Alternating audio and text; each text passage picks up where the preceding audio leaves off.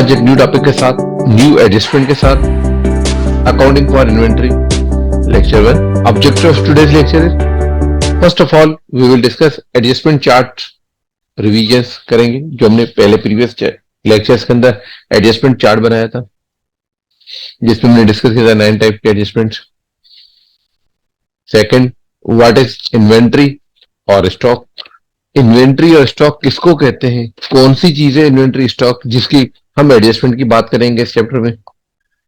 Purpose and need for recording inventory, क्या purpose है, क्या जरूरत है इन्वेंट्री के रिकॉर्डिंग की. टाइप्स ऑफ इन्वेंट्री, इन्वेंट्री के डिफरेंट टाइप्स हैं, stock and work in progress. Valuation of cost of sales in closing stock under FIFO, LIFO and average को, both periodic and perpetual. Physical count, accounting for inventory, recording of closing inventory, accounting for stock या inventory किस तरीके से उसकी recording करेंगे. कुछ rules recording के, lowers of cost और NRV, किस कॉस्ट पर रिकॉर्ड करेंगे, लोअर ऑफ NRV और lower of cost or NRV in last MCQs. Let's move. First of all, previously we have discussed after trial balance there are 9 basic adjustments. Trial balance के अंदर हमने discuss किया था assets plus expenses is equal to liabilities plus capital plus revenue. ये accounting equation और trial balance में हमने discuss किया था.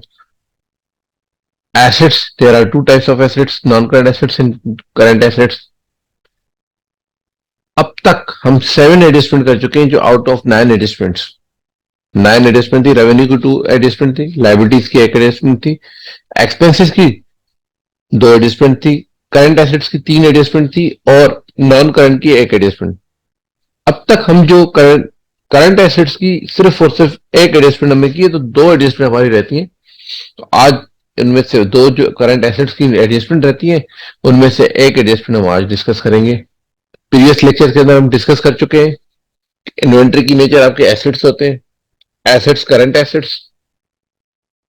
तो आज हम करंट एसेट्स के बारे में बात करेंगे. First of all, what is inventory. Inventory और stock is the goods and material that a business hold for ultimate goal of resale.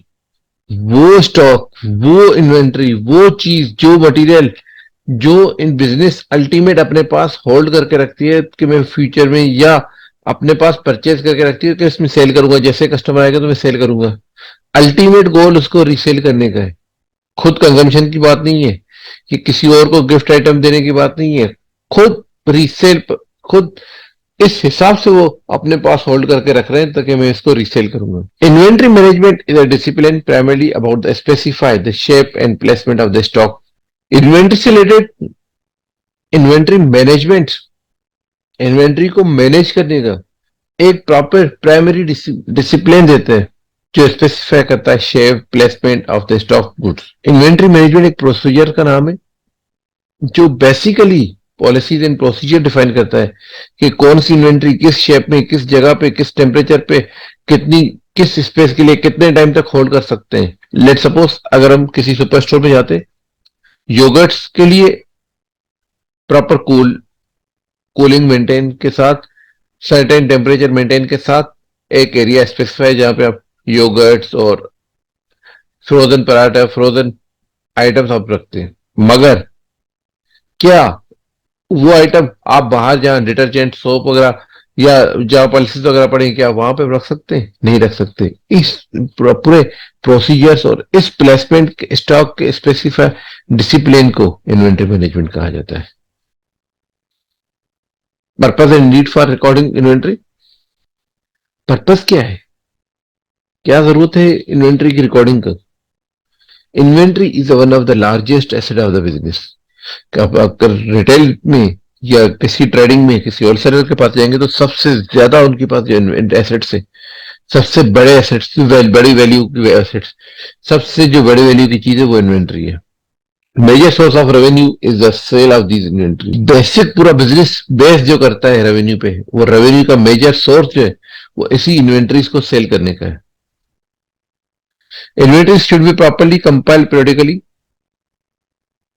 and recorded in the books of account for proper measurement of periodic profit and inclusion in balance sheet at the end of the period, end of the accounting period. Inventories को properly compile periodically set a हर time पे, weekly monthly quarterly yearly, जिस जिस basis पे जो आप accounting year, जो accounting की आप सर्टेन साइकिल मेंटेन कर रहे हैं, जो अकाउंटिंग के जितने अकाउंटिंग पीरियड के लिए आप एक प्रॉफिट आइडेंटिफाई करना चाहते हैं, क्या देखना चाह रहे हैं कि हमने during inventory during the year कितना प्रॉफिट अर्न किया। तो सबसे ज्यादा प्रॉफिट अर्न करने का सबसे ज्यादा प्रॉपर कंडीशन, बेसिक कंडीशन ये है कि आपने कितनी इन्वेंट्री परचेज की और कितनी आपके पास अभी मौजूद है। जो मौजूद है वो बैलेंस शीट के अंदर आपके पास करंट एसेट्स में होगा, जो आपने परचेज की वो आपके टोटल रेवेन्यू एक्सपेंसेस है। अब उसमें से कितनी इन्वेंट्री बच गई है, इसको पेरियोडिकली अगर आप प्रॉपर मेजर करेंगे तो आपका प्रॉफिट और आपकी बैलेंस शीट हमेशा अपडेट रहेगी और हमेशा एक्यूरेट रहेगी। Objective of the inventory, first objective determination of actual profit. Inventory की बेसिक ऑब्जेक्टिव जो है वो एक्चुअल प्रॉफिट को डिटरमाइन करना है। जब तक इन्वेंट्री एक्यूरेट नहीं होगी, इम्पॉसिबल है कि आपका प्रॉफिट एक्यूरेट हो। इसीलिए द बेसिक इन्वेंट्री का जो ऑब्जेक्टिव ये है, मेजर ऑब्जेक्टिव ये है कि एक्चुअल प्रॉफिट को आइडेंटिफाई करें। Second number, determine the actual financial position for the period. Accounting period के लिए फाइनेंशियल क्या पोजीशन है, कितने एसेट्स हैं, कितनी लायबिलिटीज हैं, कितना कैपिटल है, इस चीज को आइडेंटिफाई करने के लिए सबसे इंपॉर्टेंट आपकी इन्वेंट्री है। कैसे हो सकता है ये? फॉर एग्जाम्पल, अगर आपके पास अगर आपके पास परचेजेस आपने सही रिकॉर्डिंग की, तो क्या आपकी लायबिलिटी सही रिकॉर्ड हो सकती है? क्या आपके एक्सपेंसेस सही रिकॉर्ड हो सकते हैं? नहीं। अगर एक्सपेंसेस सही रिकॉर्ड नहीं तो रेवेन्यू भी सही रिकॉर्ड नहीं होंगे। रेवेन्यू से एक्सपेंसेस माइनस करेंगे तो आपके पास आएगा प्रॉफिट, वो प्रॉफिट भी सही नहीं होगा, जो अपनी पहली पहली डिटर्मिनेशन ऑफ एक्चुअल प्रॉफिट की बात की। अगर ये प्रॉफिट सही नहीं है तो आपके पास इसका सेकंड इफेक्ट आपके पास प्रॉफिट लॉस अकाउंट में, सॉरी, आपके बैलेंस शीट में आता है।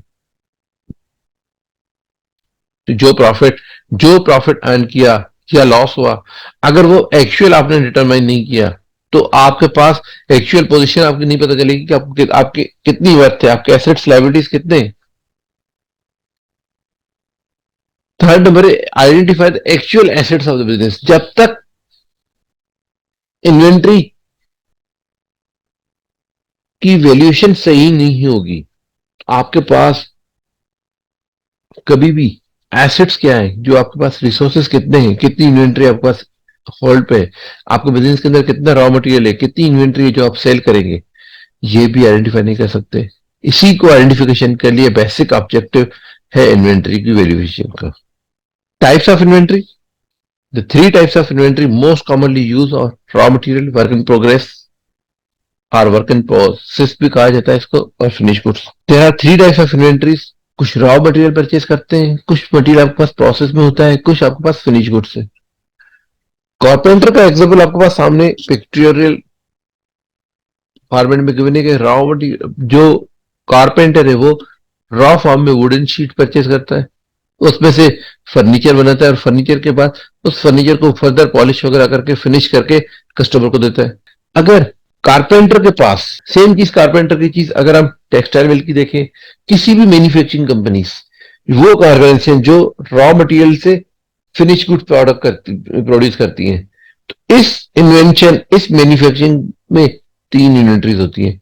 When you know the types of the inventory you can make better financial decisions for your supply chain. जब आपको ये पता होगा कि मेरे पास इन्वेंट्री कितनी टाइप की इन्वेंट्री है, कौन कौन सी इन्वेंट्री है, तो आप उसके सप्लाई चेन, उसके अरेंजमेंट, उसकी यूजेज, उसकी कंजम्पशन पे फोकस करके उसकी सप्लाई चेन को प्रॉपर एक्यूरेट तरीके से कंट्रोल कर सकते हैं। Accounting for inventories, amount of inventory affect the cost of goods sold. Inventory आपको कहां पे अफेक्ट करता है? कॉस्ट ऑफ गुड्स सोल्ड में, क्योंकि ये टोटल आपके पास अगर इन्वेंट्री जो है प्रॉफिट लॉस अकाउंट में, अगर आपने इन्वेंट्री की रिकॉर्ड सही नहीं किया तो आपका प्रॉफिट लॉस अकाउंट में सही नहीं होगा, जो हम पहले डिस्कस कर चुके हैं। तो इसका इफेक्ट कहां पे आता है? डायरेक्ट अपनी कॉस्ट ऑफ गुड्स सोल्ड में and total current assets. Total current assets में therefore it is important to have an accurate valuation of inventory. इसीलिए यही सबसे इंपॉर्टेंट है कि आप एक्यूरेट वैल्यूएशन करें इन्वेंट्री की। The most important current assets in the statement of financial position of business. Business की फाइनेंशियल पोजीशन की स्टेटमेंट में सबसे इंपॉर्टेंट एसेट जो है आपका करंट एसेट्स है, और करंट एसेट्स में सबसे इंपॉर्टेंट आपके पास इन्वेंट्री है। Various problems of inventory accounting include the following.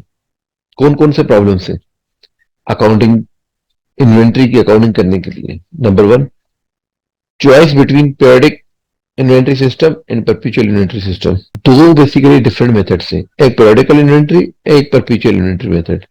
दोनों मेथड के अंदर आपके पास, दोनों सिस्टम के अंदर आपके पास एक तो ऑप्शन है कि आप कौन सा अप्लाई कर रहे हैं, मगर मेथड के डिफरेंस की वजह से इन्वेंट्री की वैल्यूएशन चेंज होती है, जो एक मेजर प्रॉब्लम है, और जिस प्रॉब्लम को आइडेंटिफाई करने के लिए कुछ रूल्स एंड रेगुलेशंस हैं। डिटर्मिनेशन ऑफ कॉस्ट, आइडेंटिफाई करें कॉस्ट। फॉर एग्जांपल, अगर हम कोई चीज परचेज करते हैं और डिफरेंट प्रोडक्ट डिफरेंट प्राइस पे, सेम प्रोडक्ट डिफरेंट प्राइस पे डिफरेंट सप्लायर से परचेज कर रहे हैं, तो हमें अज्यूम करें कि हमने 100 यूनिट परचेज किए, अब 70 यूनिट सेल तो किए, बाकी रिमेनिंग 30 यूनिट से, अब कौन सी वो 30 यूनिट्स कौन से खरीदे थे? अगर प्रोडक्ट हेमोजीनियस है, सिमिलर टाइप के प्रोडक्ट्स है, तो आपके पास आइडेंटिफाई नहीं होता कि आप कौन सी प्रोडक्ट परचेज, कौन सी प्रोडक्ट, कौन सा यूनिट किस सप्लायर से किस प्राइस पे परचेज किया है। इसकी डिटर्मिनेशन करना बहुत मुश्किल होता है।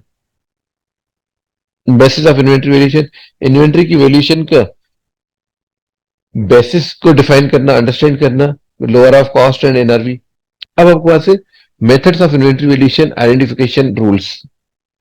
If we are using cost and units have been bought at different prices during the year, अगर हम कॉस्ट मॉडल यूज कर रहे हैं, एनआरवी नहीं, कॉस्ट मॉडल अगर यूज कर रहे हैं, और अगर यूनिट्स परचेज करें डिफरेंट प्राइस पे during the year, we need to decide which items are left in inventory at the year end. इस चीज को आइडेंटिफाई करना है कि ईयर एंड पे हमारे पास कौन सी इन्वेंट्री ऐसी है जो हमारे पास अभी भी बैलेंस में है। The possible rules are as follows. Only the first two should be use for financial account, mean first two last in, first in first out and last in first out, as oppose to the management, management account के against आपके पास financial account में ये दो method, first last in first out and first in first out use होते हैं। दो methods हमने बात की, परपेचुअल और पीरियडिक। पीरियडिक के अंदर तो ये है कि हम सिर्फ और सिर्फ एक सर्टेन पीरियड की नाम, जैसे पीरियडिक, तो पीरियडिक से हम एवरेज कॉस्ट कर लेंगे, मगर परपेचुअल के अंदर हमारे पास डिफरेंट तीन मेथड्स हैं। कैसे होंगे, क्या चीजें, इसको हम नेक्स्ट लेक्चर के अंदर डिस्कस करेंगे। इसके बाद फिजिकल इन्वेंट्री काउंट। जो बिजनेस के रिकॉर्ड के हिसाब से जितनी इन्वेंट्री शॉप पे पड़ी है, जितनी इन्वेंट्री आपके सुपर स्टोर में पड़ी है, जितनी इन्वेंट्री आपके ऑर्गेनाइजेशन में पड़ी है, उस इन्वेंट्री को फिजिकल कंफर्म करना है, फिजिकल काउंट करना है। Physical inventory count is a structure approach to counting a company's stock in hand or closing inventory. कितनी, कितने की इन्वेंट्री, कौन से आइटम हमारे पास अभी भी हमारे स्टॉक में मौजूद है, इस चीज के लिए फिजिकल इन्वेंट्री काउंट करते हैं। Where staff use a predetermined method to count the goods, the companies schedule a physical inventory count at end of the reporting period. जो लास्ट वर्किंग डे होता है, ईयर के लास्ट जो reporting date होती है, उस दिन कंपनीज के अंदर स्केड्यूल करना होता है कि आप फिजिकल इन्वेंट्री काउंट की वेरिफिकेशन कर लें कि आपके पास फिजिकल इन्वेंट्री इस वक्त इन हैंड कितनी है। General entry for closing inventory. Closing inventory के लिए बुक्स ऑफ अकाउंट के अंदर डबल एंट्री हम क्या रिकॉर्ड करते हैं? Double entry for inventory is as follows. Closing inventory debit, cost of goods sold credit. Closing inventory mean आपके assets है, आपके पास एसेट्स रिकॉर्ड करने हैं तो एसेट्स इंक्रीज किए, एसेट इंक्रीज होते हैं तो डेबिट होते हैं।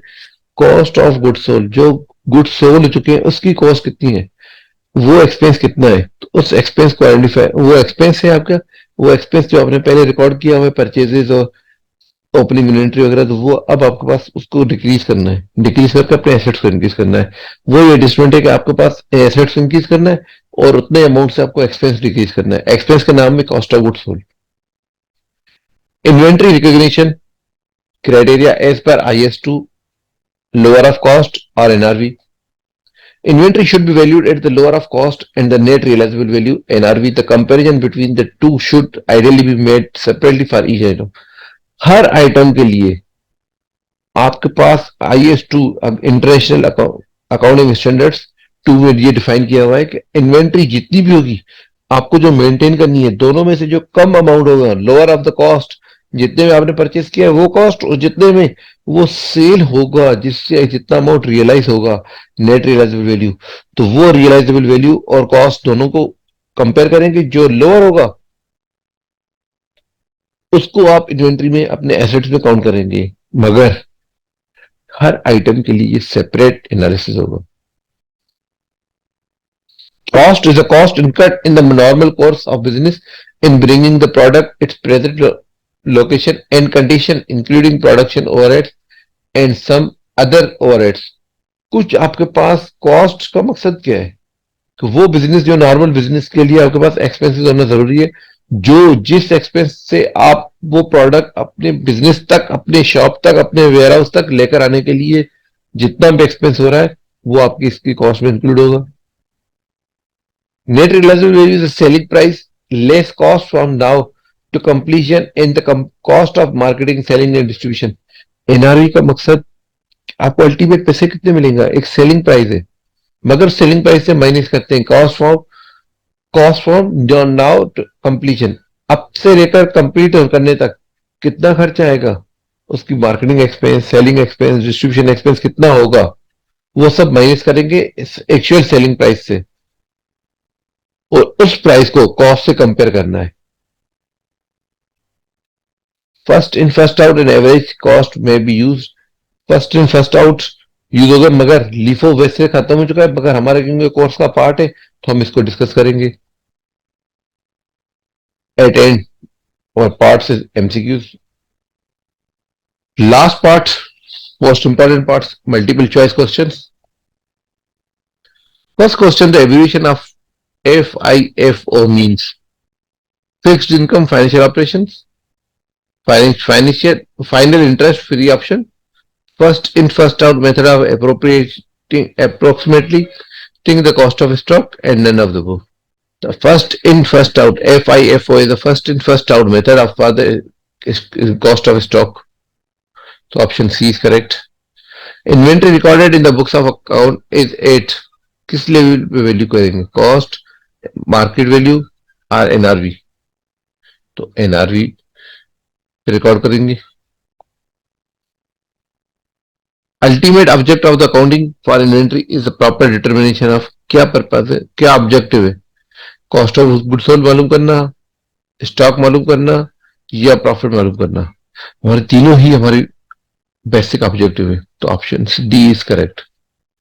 The amount of inventory affect, किस चीज की इन्वेंट्री किस चीज को अफेक्ट करेगी, cost of sales, both cost of sales and profit, only profit और none of this, both cost of sales और प्रॉफिट पे अफेक्ट करेगा अगर इन्वेंट्री में कुछ भी मैनिपुलेशन होती है, कोई भी चेंजेस होती है तो।